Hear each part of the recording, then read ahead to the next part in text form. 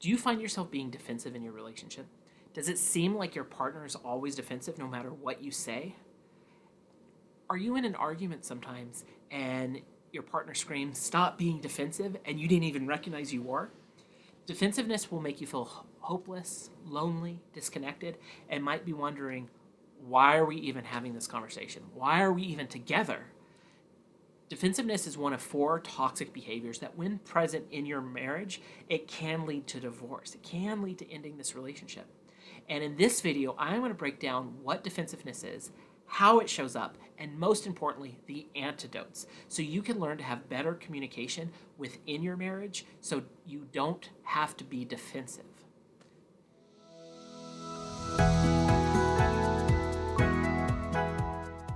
Hi guys, I'm Tyler Rich. I'm a licensed marriage and family therapist located here in Las Vegas, Nevada, and this is the Richer Marriage Show.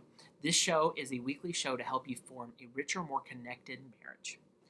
This video is part of my Better Communication series to help you improve your communication within your whole relationship. Make sure you check out the whole series from start to finish because every episode will build on each other, and I'll actually refer back to other episodes in this video. So the link will be down in the description, or I'll try to put it up here in the screen. So in the last two videos in this series, I talked about the first two of these behaviors. These are called the 4 horsemen of the relationship apocalypse. They were discovered by Dr. John Gottman, who has studied relationships for 30 years. And what he has found is when these behaviors exist in a relationship, they will cause the relationship to struggle and possibly end. And in this video, I'm going to talk all about defensiveness. But before I go there, what I want you to do is go down to this description, and I list the links to the previous 2 videos, not the whole series, just the previous 2 videos about criticism and contempt. And I would like for you to hit pause on this video, go watch those, and then come back. Okay, good. You're back. Hopefully you watch those. The reason it's so important to watch those is because if you don't understand what criticism is and what contempt is, it's really hard to understand how those create defensiveness. Because when those two are present, it is hands down, someone's going to be defensive. When we're critical or we're contemptuous, someone's going to be defensive. Okay, so first and foremost, we're all defensive at some point. I'm defensive in my marriage. I am sure you're defensive in your relationships too. We all will have moments of being defensive because being defensive really is building up a wall, standing on top, having arrows ready to shoot, saying, I'm protecting myself. Whatever you're saying right now, how you're coming at me, I need to protect myself. So defensiveness serves a purpose to keep us safe because something that's happening is threatening to us. The problem is when I'm standing up on a wall, I'm ready to shoot an arrow, I can't really hear what's happening. I can't really accept a truce. I can't accept anything coming because I'm so poised to protect myself. So it's really important to recognize what happens when we're defensive. Defensiveness sends the message we don't care about our partner's feelings, right? I'm standing up on this wall. I have my arrows ready to shoot back, shoot at you. If you're sharing something with me, I'm not hearing you. I'm not connecting. Right?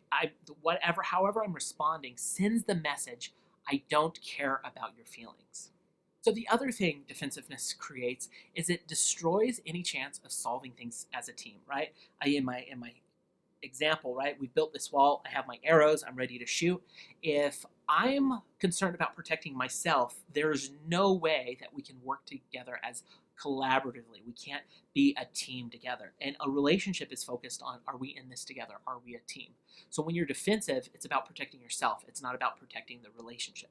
So it automatically creates this problem where we can't problem solve together. We can't work together as a team.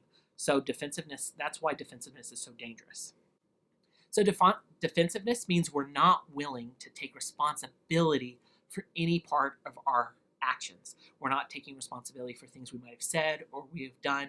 We're constantly just pushing it, right? So in a way, defensiveness causes us to not even be vulnerable with ourselves. We're unwilling to look within to deal with the reality of a situation.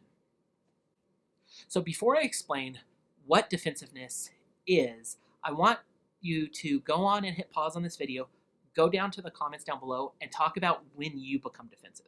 Because I'm going to explain how defensiveness shows up, and I would like to see if you can spot your ways and see which category it falls into when I describe it. So make sure you go down in the comments below, right, what ways you become defensive, how does it show up in your relationship? So defensiveness feels like we're being attacked. It feels like we're being victimized. And that's why we're on this wall. We're protecting ourselves, right? Something's coming in at us, so we want to like close up. We want to shut down. So the last way to recognize what defensiveness feels like is it feels when you're stuck. It feels like you're not being understood. You'll keep saying the same thing over and over. That's because you're being defensive. It's when it obstructs all type of real communication. So overall, defensiveness is all about protecting yourself, right? You've built up this wall and you're ready to shoot arrows. So that's how it feels. It's what it's doing for you. Now, here's the really practical reasons how defensiveness shows up in your relationship. So the first sign of what defensive looks like in your relationship is denying responsibility. Denying responsibility means when you say something like, this has nothing to do with me. You've said this before. I have nothing to do with it. It's your problem, right? It's when we're not taking any type of ownership or responsibility for whatever the struggle is.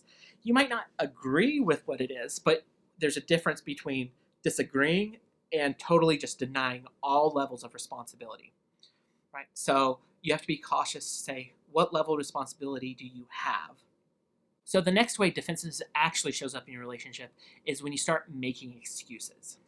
So some of the ways we make excuses is we deny what our partner's feeling is actually a problem. Like we deny that their feeling matters to us. Like, well, you shouldn't feel that way. That's making an excuse. Sometimes we make excuses by saying what we think, what we feel is more important than our partners, right? So they're saying, I'm feeling really sad today. Well, you shouldn't feel sad because I've been really stressed out. We're discounting their feelings and we're making ours, right? We're making an excuse. We're saying our stuff is more important. So we have to be cautious to not make excuses. So the third way we can be defensive is second guessing. I hear this in couples counseling all the time. This is when one partner says, this is what I'm thinking and feeling, and the other partner immediately responds with, no, you don't. That's not what you're thinking. This is what's really going on. So it's almost like when our partner's trying to tell us something, we totally don't believe them. We second guess it. We have assumed exactly what they're thinking, exactly what they're feeling, and we're already making up a whole scenario in our head. So we're not hearing them anymore. We're not accepting what they're saying. We've almost been their mind reader, right? We're second guessing anything they're saying. We're saying it's not real. It's not true. Now this makes sense that second guessing comes from, especially when there's been hurts, lies, maybe betrayals, mistrust. But what we have to work on is just taking your partner at face value. The next sign of being defensive is something called cross-complaining. This is something I'm super guilty of all the time. That when your partner has a need, you didn't take the trash out. Your immediate response is to complain about something they didn't do, right? I'm protecting myself by pointing out what they didn't do, so I don't have to take responsibility for what I'm feeling. Cross-complaining. You didn't take the trash out. Well, you didn't do the dishes last night. This is where we start to escalate, right? So you have to be cautious about cross-complaining. Another way defensiveness shows up, and this is my all-time favorite, it's the thing that I call couples out on all the time when they're in session with me, which is I like to call yes butting. So I just told you this big story. I'm explaining exactly what I'm thinking, what I'm feeling, and your response is yes, but, and you go into an explanation about yourself. When we do this thing where it's almost like we'll say, okay, I agree with what you're saying, but da da da da da da da. Anytime we say yes, but, comma, the message that we're actually sending to our partner is, I don't give an F about what you just shared. I don't care about your feelings. I don't care about what you said. I disagree with all of it.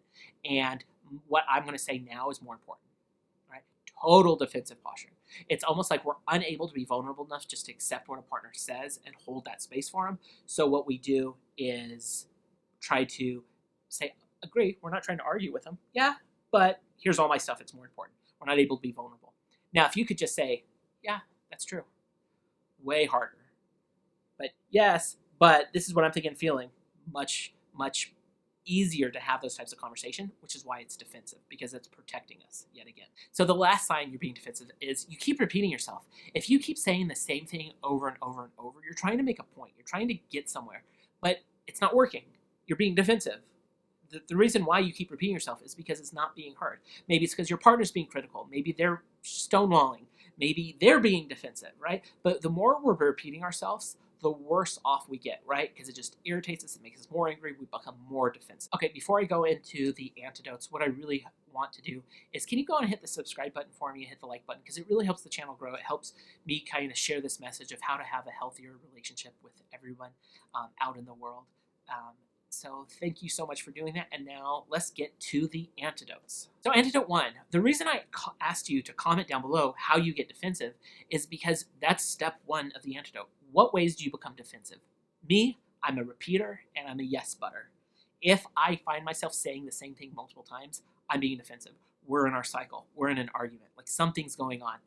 And that is a code for me to be able to stop and slow down and really try to like figure out how we can get out of it, right? So when I do yes butting and repeating, I know I'm being defensive. So I have to recognize it first within myself, because if you don't recognize you're being defensive, there's no way to stop it. So you have to get, look in the mirror and really figure out, what ways am I defensive? So the next antidote is you have to find a way to soothe yourself. So what this means is taking a deep breath, calming down, figuring out what do you have to do to stay calm and cool and collected in a disagreement. Maybe your partner's coming at you really hot and heavy. Maybe you've had a really bad day. But if you don't find a way to be calm, cool, and collected, you're going to stay stuck in being defensiveness, right? So sometimes it's taking a deep breath. Sometimes it means you have to get a glass of water. Sometimes it's saying, hey, I need a break for a second. Sometimes it means you need to sit down and like make eye contact.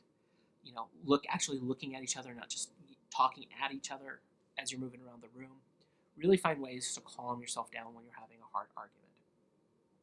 The next way you have to avoid defensiveness is when you find yourself being defensive, when you're soothing, ask yourself the question, what is it my partner's really trying to say right now?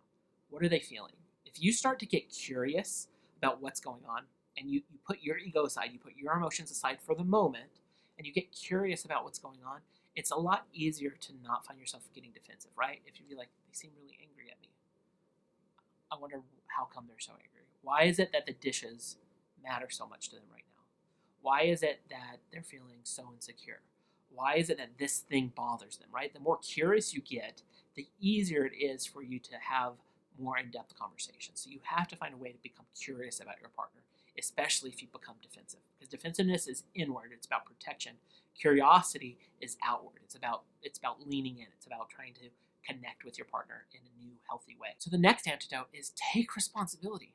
What are they saying? Did you not do the dishes? Admit, you're right, I didn't do that. You're right, I'm being an asshole. You're right, sometimes I get really loud. You're right, I did discount your feelings. The more you can just show up and hold space for your partner, the more likely chance they're going to be able to soften and you're going to feel really connected. Last thing is, remember why you love your partner. You're with them for a reason. Sometimes in the heat of the moment, we get so aggravated, we forget why we're with our partner. So if you can remember why you're with your partner, you can take responsibility, you can get curious about what they're feeling, you're soothing yourself, that will cause you to not be defensive. It's really hard. This isn't easy stuff. This is really hard stuff. But if you do those things, that is the antidote to defensiveness. And if you max that with the previous 2 videos on contempt and criticism, you're now working towards having a more emotionally vulnerable conversation. And in my future videos in this series, I talk all about how once you've avoided these things, how to get to the deeper stuff and share it in a way that brings you closer together. So with that, I thank you guys so much for watching this video. I hope that it was helpful. Make sure you subscribe. Go on and check out this other videos. I'll put a link of the next videos in this series so you can watch this whole series to have better communication. And I'll also put another video that we've created. And with that, bye.